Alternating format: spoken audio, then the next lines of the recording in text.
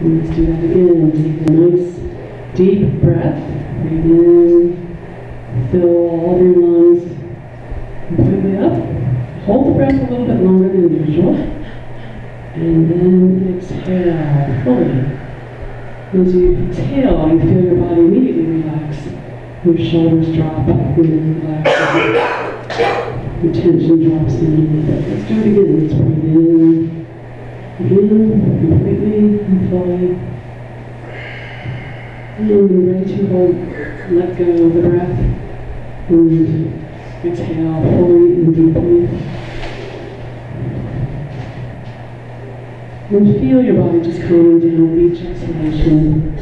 Feel yourself just getting more and more relaxed as you breathe in this rhythmic fashion.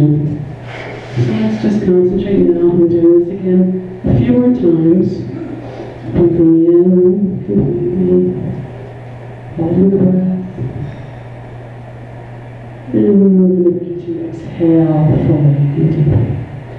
And feel everything just drop and relax as you exhale.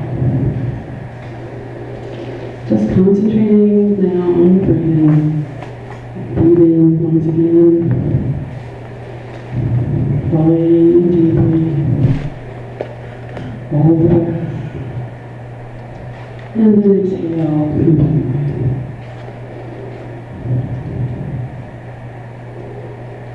Feeling the rhythm of your breath. Feeling the sound of my voice. Feeling the beating of your heart. We want you to tune in and adjust to the rhythms of your body so that you become aware of yourself as a rhythm, as a frequency, as an energy. Continue to breathe. And this time I want you to breathe in peace. Breathe in peace.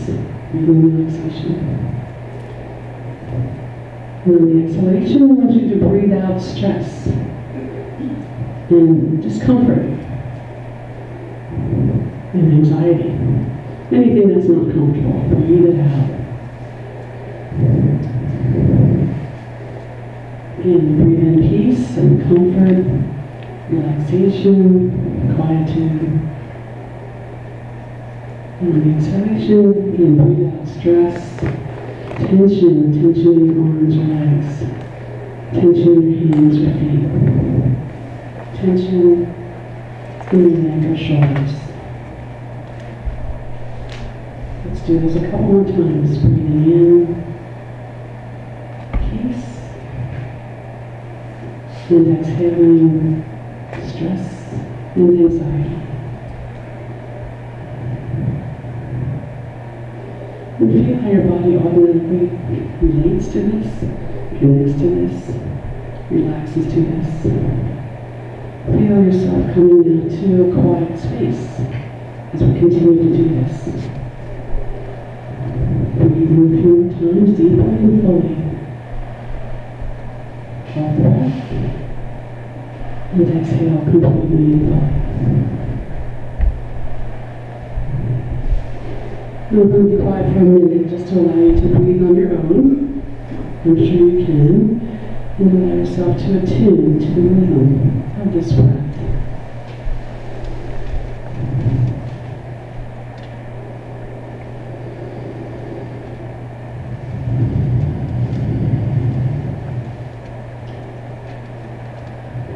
Very much like the waves of the ocean, moving in and moving out, going forward and backwards, breathing in and out.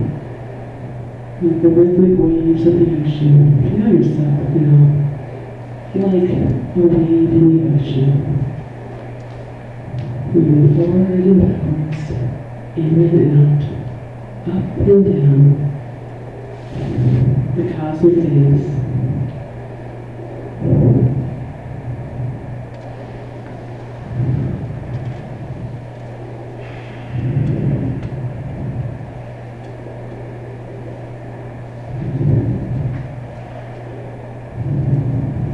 And feel yourself now getting more and more connected and grounded to this energy.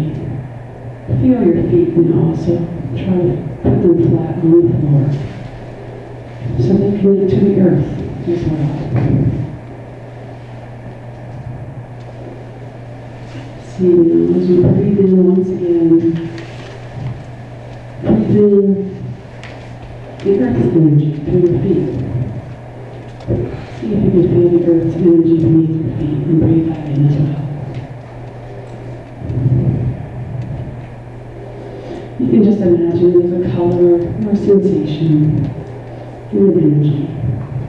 And just visualize it, moving up your feet, up into your ankles and legs, into your hips and thighs, up into your back, and over your shoulders, down into your arms and hands and fingers, up into your neck and into your face and head. We'll just call this a grounding energy. Connected to the earth.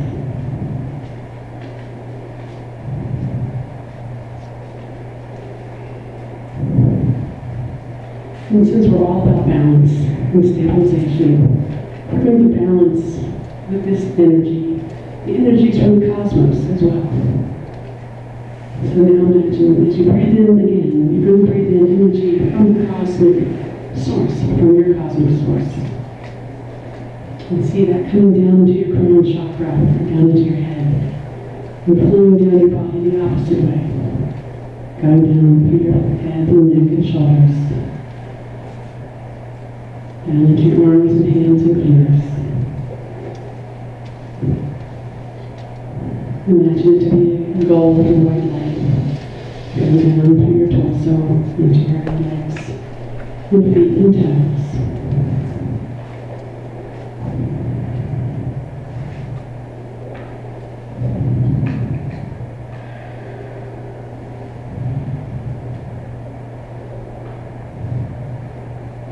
Continue to see this light now expand and get stronger and stronger and flowing through you more powerfully.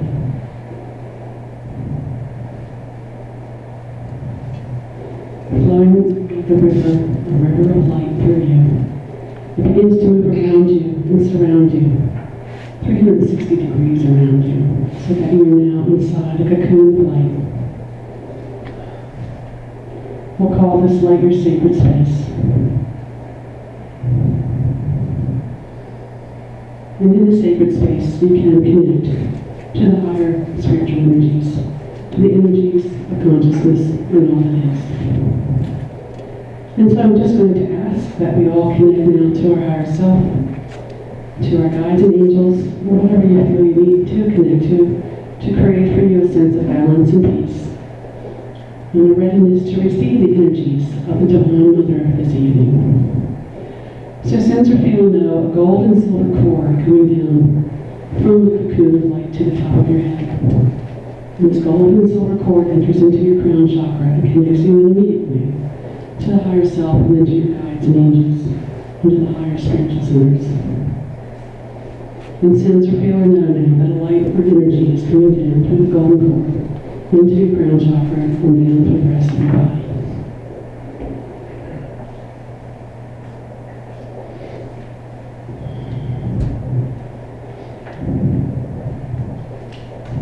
And just now sense or feel that this is happening.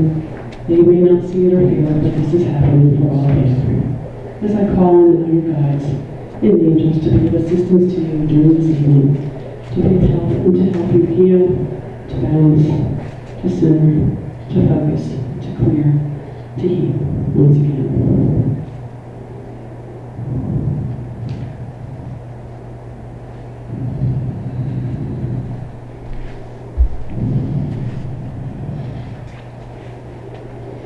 And I call on the Divine Mother to come also into her family if she hasn't done so already, and to send her love and her expression to all of you in some form, way, shape, or form. And just breathe in this energy once again, breathe in the divine energies to fill you up, to completely fill this cocoon of light.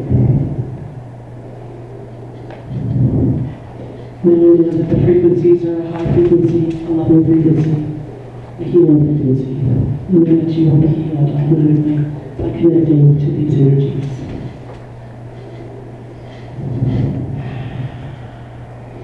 And I just want you to sit for a few moments, just breathing and connecting and tuning to that which I created for you this evening in this meditation.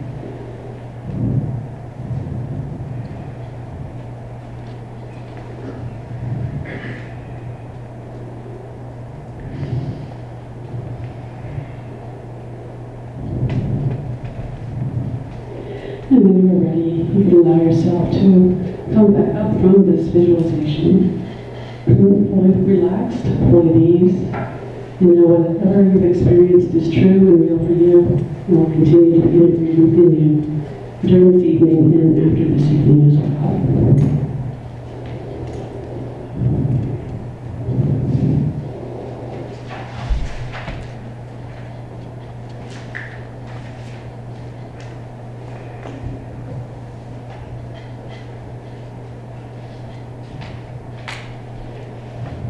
And so I'm going to suggest that if you haven't done so, to allow yourself to come back up from this relaxation, from this visualization, fully alert, fully awake, eyes open, and ready to continue on in the program.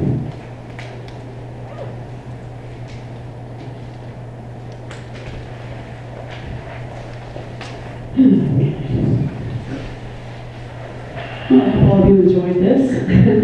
You may still feel a little loopy from this, but just to let yourself just sit there for a minute or two while I just go through my talk really quickly. I'm just going to now say that we're happy to welcome Angelo Ruciano from New York City and Jersey City to our program this evening. He's a spiritual channel and visionary artist who has been channeling Mother Mary for many years now through his paintings and now through divine communion. In this program tonight, Mr. Ruciano will talk about how he came to connect to the Mother Mary and what he will be doing with her and her energies this evening. He will be channeling messages, and there will also be a Q&A both during his lecture portion of the program and after his channeling. We're going to change up the program so that he'll speak only for a half hour with Q&A for 10 minutes, or rather speak for 20 minutes and Q&A for 10. And we'll take a break and then we'll come back and channel and have Q&A after the channeling. So without further ado, I'm going to now welcome Angelo Ruciano to the New Physical Society.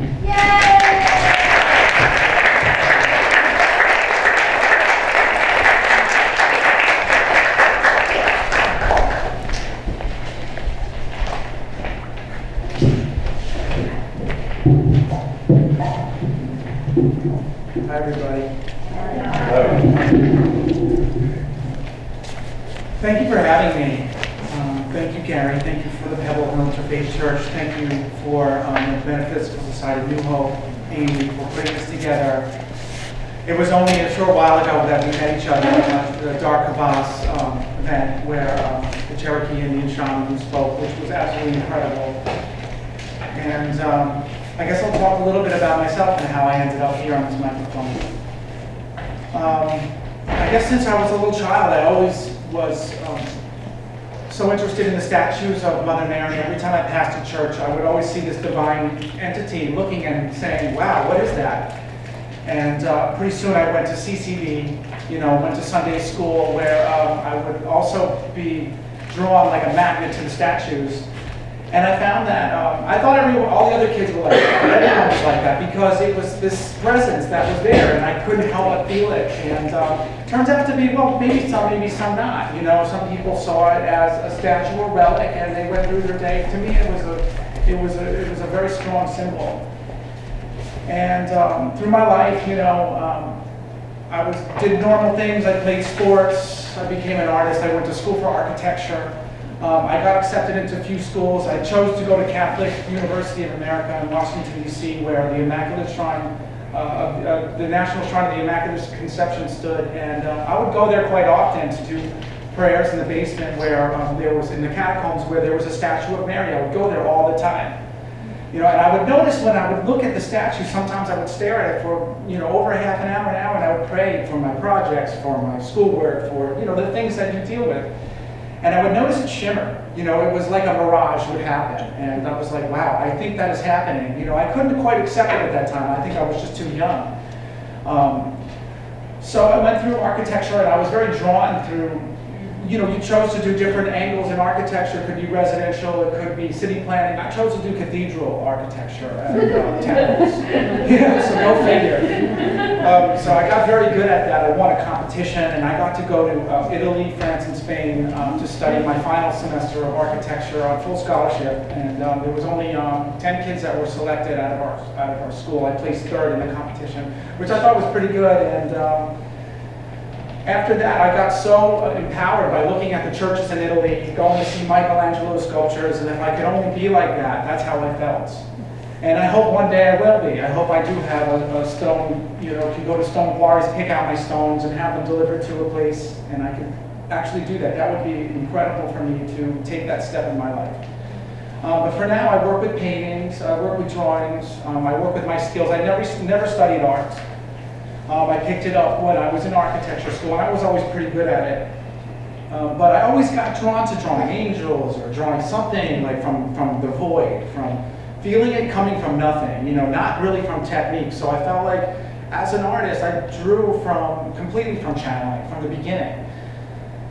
So in doing so, you know, got back from school, and I got a job in architecture with Perkins Eastman, one of the top architecture firms in New York City. I wasn't quite happy there. It was, you know, pretty much drawing elevators and getting screamed at by structural engineers on the phone, you know, that kind of thing. I was like, I don't know why I'm waking up at 5 in the morning to do this and going home at 8 o'clock at night. But as I was working in architecture, my father had a job, and I got introduced to a famous artist named Manar Nizuma, who showed his artwork in the Hirshhorn museums, for the MoMA, and throughout Europe, and he did sculptures for world leaders. He was paid millions of dollars for his work. I was so inspired by him. He became my friend. I got to you know, see how he worked. Once, twice a week, I would go there to sweep some floors and help him with things and have lunch with him. It was pretty amazing, pretty fascinating. He introduced me to people like Yoko Ono and I Am Pei, and different, and at his shows there were all kinds of amazing, interesting artists that were there who were photographers and painters. And I said, this is what I want to do. So it was around then that I was wandering around. It was 1997, and I was wandering around with a friend of mine, my neighbor, who I was always a good ear for people. That's just the way I was. I was good-natured. She had some problems with her life, and she asked me to take a walk with her. It was about 4 in the morning or so, 3:30, 4 in the morning.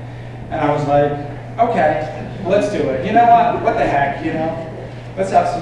We're young, let's just do it. So we took a walk, and we went to this, call it the Duck Pond from where I lived. I grew up in Scarsdale, New York, and there's this place that's not too far from my family's house that was a peaceful place where the ducks would go, and it was around May 7th actually, 6th to the 7th. It was actually the 7th, yeah. So we went to this duck pond, we sat by a rock, and as she was talking, and you know, it was a cloudy night, there was the moon there, that's what I remember. I was listening to her about her life and about all the sadness, and I was trying to help her. She wouldn't change, she, you know, was like stuck in her ways about her life and the situation she was dealing with, and giving her advice. We were looking into the pond, and I noticed an airplane was coming by, and I said, oh look, you know, there's an airplane, and you could see it through the fog, through the haze. It looked like it was in the distance. It was kind of bright, and as it approached the duck pond, we kept looking, that's really bright. And as we're looking in the duck pond as a mirror, the water started to shimmer a little bit. And we were like, wow, what's that? And we looked up, and as this airplane, we thought, was coming closer to the pond, it hovered above the pond. And it stood there for, I don't know, maybe like 15 seconds, maybe longer. It was so bright, it was like a ball of light. It was just fizzling. And we were looking at it, and I was like, that's a UFO. It was like we were so caught up that we couldn't believe it. We stood on a rock, I was pointing at it, and we were like, this is a UFO. What I noticed was all the clouds dissipated quickly. Almost like when you put, like, you know, soap into oily water. It was like, shh, that quick. And we were like, that's impossible. And as we're looking at it, it stood there with this ball of light. It turned into an almond. It was like, like that. And we still saw it as a UFO. We couldn't believe it. We were so taken that we were seeing this. It's like you can't believe it. You're stuck in this energy. You just can't believe it.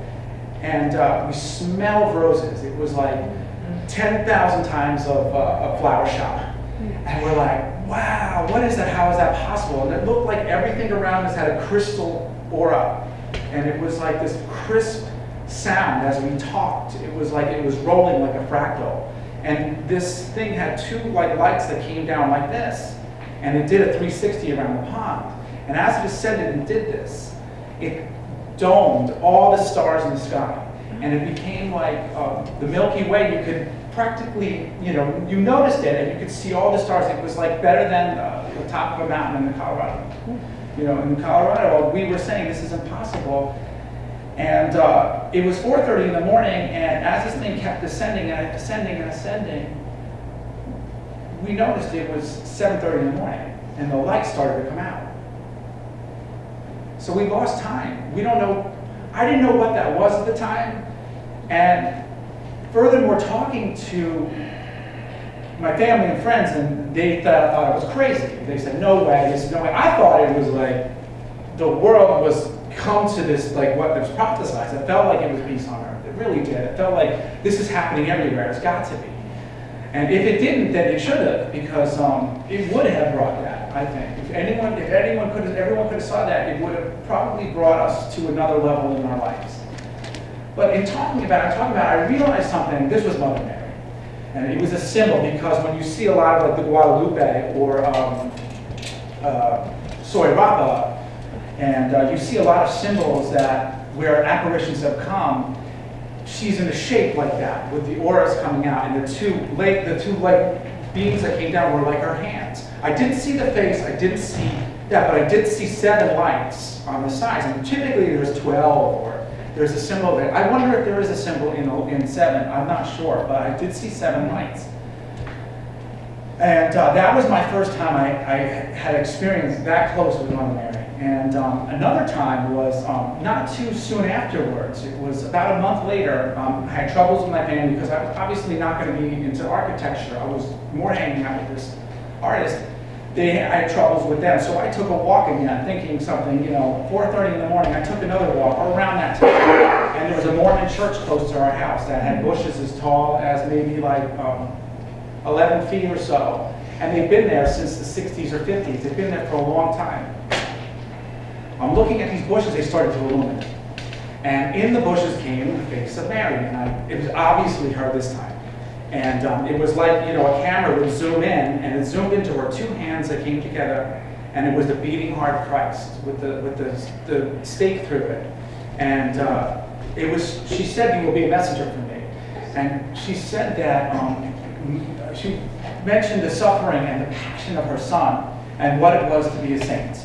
And I got scared, I gotta tell you, even though it was so glorious and so beautiful. It was just over me, and I didn't know how to handle it. I was with nobody. So, interesting, there's things that happened to those bushes the next day. The very following day, those bushes were cut down to the ground. There was nothing left, not even like just the roots. And I thought that was interesting. And even the night when I had that apparition the month before, there was all kinds of helicopters around that duck pond, and all these things were happening, and I'm just going, wow, what is all this? What does this all mean? Well, living my life, I started to draw Mary, and I started to get empowered by prayer. Met all kinds of amazing people, including a man who brought me to Jersey City. I heard about these paintings that cried oil. And living in New York City and working in fashion, doing painting on jeans, and hanging my art in places, and doing all kinds of projects for entertainment, I was much more drawn to the spiritual side of life. Would go to visit this painting that was so-called, this Mother Mary painting that cried oil with St. Anne. We went to Mount Carmel Church, and I brought Lisa with me. And we said, this is odd. This man who was there had his feet taped up, his hands had gloves on like this. And I said, he's stigmata. He's stigmata, isn't he? And it turns out to be his stigmata. And that night, one of my best friends' daughter was grateful. who was in a wheelchair and got up and walked. And many, many miracles happened after that. So the movie Stigmata was based on him.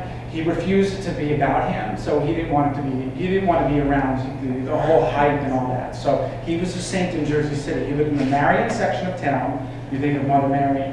He lived on 14 Hawthorne Street. And you think of the Hawthorne Bush, and you think of 14 Stations of the Cross. This man named Ray Scott, if you anagram his name, it says, "Okay, pray." He's an incredible man. He died 2 years ago. Mother Mary would come to him all the time, and she said he was on borrowed time, that she's going to keep him alive so he can pray for people. And this miraculous painting, the oil is collected and was handed out to people, and they healed from all kinds of situations, one after the other. It was just absolutely amazing. So I went there once a week and prayed for him. He became one of my best friends. And I was asked by the people who helped him to paint paintings for him. I did a Guadalupe painting. He was a biker, believe it or not. He's a big, rough, and tough guy. He worked for Jersey City Prosecutor's Office because he didn't collect money for what he did. And, he had his biker jacket. I painted Guadalupe on it. And I really wanted to bring it. His daughter has it. She just can't let go of it. It's probably one of the best pieces I've ever done, just because I think he was attached to it. But one day I'll get it soon. I would love to bring it up here. So, there's so many more stories. I could probably sit here for the whole night talking about how I became, closer with the words of Mary. But this April, different times I've smelled roses, just like I did. Oh, and that night I also tasted candy in the air, which I felt like was interesting. So in April, I smelled roses, tasted candy again. It woke me up, and it was messages from Mary. I knew it was her, because you can't but deny it. Warning me about certain people I was with, saying, your life is going to change. She wants me to change gears and start to pay attention more to spirituality and look out for who I'm hanging around with, even though these were artists involved with the local scene. She explained some furthermore things about, different types of elements of spirituality, alternative spiritualities that were basically dangerous for the community, if you know what I mean. And certain people are drawn to that. Maybe they're afraid, they need power. I don't know what it is. I've never understood that, but this is a real problem, she said, in the world.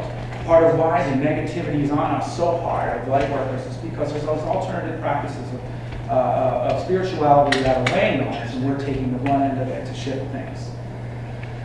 So, in so doing so, I found out, in fact, as soon as I stopped hanging out with him, I felt like I had a lot more energy that I could fill with things. So started to paint more of her, started to get drawn towards new people, and all these amazing people came into my life, including you people and Amy and all kinds of beautiful people from the Metaphysical Society of New Jersey, and so many new friends. I can't even believe it. I can't even count them because there's so many new people, and all this new respect and honorment for this musician.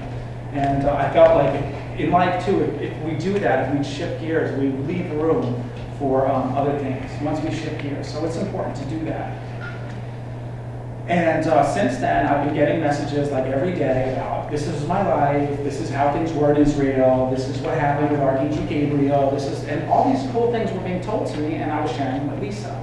And I started to bring other people, say, look, why don't we tell more people about these messages? So it grew and grew and grew. And I guess, her statements are helping transform. And I'm glad to be here to do the same thing today. So I have a painting of Our Lady of Guadalupe that I had made. And one of the things that was interesting was I met a Mesoamerican shaman who channels a Mesoamerican shaman from the 16th century, who claims that he's in the same exact time. This entity that he called and that he speaks to is a spirit god named Balbazet. Actually, it's Balbateche. He has two ways to explain it. And in doing so, in one of these channelings I went to, in my friend's hair salon, and of all places, I was told there was some channeling of something. I was like, yeah, right. I was so skeptical. This was, I think it was like, 4 years ago? Something like that. This is when it started. I went to the shaman and he started talking about Our Lady of Guadalupe to me. And my name at that time was Isla Papalata. And I was a part of the whole, the forming of this painting. And I said, wow, because I know a lot about the painting. I'm pretty much obsessed with it. And I painted it a few times. This man had never met me before, so there's no way he could know this. So somehow my hands had something to do with the original painting. He explained even how the painting was made later on, and how magic was brought in, how the cosmos opened the door, and how this miraculous paint was formed onto this canvas. And I just was so humbled, and how can that be? Because, you know, I have my paint from Pearl Paint, I have, you know, this and that. I don't have this miraculous setup like I might have had then. So I gave it my best shot, and I've been painting her since then to try to live up to that message. And I don't mind if it doesn't live up to it. I don't mind at this point. At this point, I just want to bring the Guadalupe out. And I understand, too, through this channelings of Bobateche, that the Americas are a very special place. That the Mesoamericans, when Cortez came to conquer the Indians, this Guadalupe painting was revealed. Her name was Tonantzin. That's how the Aztec Indians claimed that this princess from the sky would come 100 years before the painting was made. Because if you listen to the Catholic version of it, it was the painting of Mother Mary that came called Guadalupe that saved the Aztec Indians, because they were truly Christians. They were truly with Mother Mary. But when you realize that Mother Mary, the mother, was appearing to them before that it's not necessarily the true story. There's a lot of truth to this story that needs to be said, and I'm hoping to put this book together to explain that. So Tonantzin would come to the people and would bring peaceful messages. They built a temple in her honor, and I had something to do with the temple and the visions of the Mother Mary. What interestingly is, when I bring Mother Mary in, she loves to explain the Mesoamericans, the Aztecs, the Navajos, and how this is such an important part of the making of our living in the web of nature, the teaching us on how to respect the mother energy, because the earth is the mother. We keep forgetting it as we not us here necessarily, we don't have as much to do with it as the industries, but the pollution and the things that are happening around the world, and the hatred and the wars. I mean, it's dishonoring the mother. We don't take her as serious as we should, and you know, she's kind of like sick at this point, the earth. And as you can see, the weather patterns and everything, something's going to change. That's what I believe it. From Mother Mary's message to me, absolutely it's going to change, and very shortly. So I think she's counting on me to help her bring out these messages, to help bring this peaceful message on how to understand her for when she returns. For when she returns, it's all going to fix itself. So just like I saw that night, that vibration where the water felt and the smell and everything of the roses and the taste of candy, if she just came in one instant, it would fix itself all at once. And I believe this to happen very soon. I don't claim to be a prophet of any kind, but she says it could be in 2015. See, it's potential. If we ask for her to return, it's a big part of it, because if she returns and we're not ready, we might not understand it. So we do have more to do in this role than we think. And some of that is about because she was a common person just like us. She lived the earth, she had to do her laundry, she had to do things just like us. And she knows what it's like to be a human being and then to be goddess. So at the same time, she wants to teach us how to deal with being a human being and not be so frustrated in the monotony and the destructive feelings that are all surrounding us and the negativities. Because if we get frustrated, then how can we affect that around us? We're emanating. We're constantly emanating. We're a portal. So we need to tune our portals better. And I'm speaking to the choir here. We know this here. I mean, I'm speaking to people that know. We really need to reach those who don't, of course. But just like she has told me, is that sometimes there's the chef in the kitchen and sometimes there's people waiting for the food. Even though we're doing the work, we might get more out of the whole experience because we made the food. It's like we'll get the admiration and we dished it out, so to speak. And part of this is like that, where I'm the chef in the kitchen, cooking the meal of this new attitude for the new earth. And 2012 was a big change. And why didn't the earth change? Why didn't it happen? So much of this was about doom and gloom. About, oh no, here it comes. The Mayan calendar ended. And because of that, we weren't quite, the chakras, we're connected to the earth that much. The chakras of the earth and our chakras just could not bring her in the way that we wanted to. And with her will come the saints. With her will come the cosmos opening. So, I really would like that to happen. I mean, I think that the earth would like that to happen as well. So I'm hoping that this helps that process. And again, I'm thankful to be here. I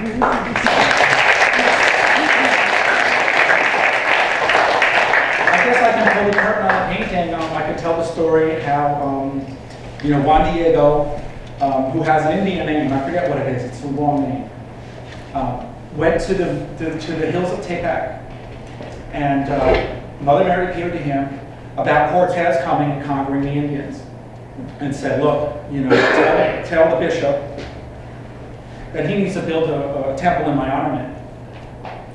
And Juan Diego says, look, these guys have swords, I'm going to get in trouble. I don't really want to do that, but if you must insist, I will. So he went to the bishop, and they made him wait outside. I think it was for days. They finally opened the door for this peasant, they called him this Indian, Aztec, and they said, what do you want? And he said, well, this apparition came, and Mother Mary wants me to tell you to build a temple in my honor. And they said, get out of here, no way. And he was like, of course that would happen. He went back to the hills for the second time in Tepec, where she said to visit him again.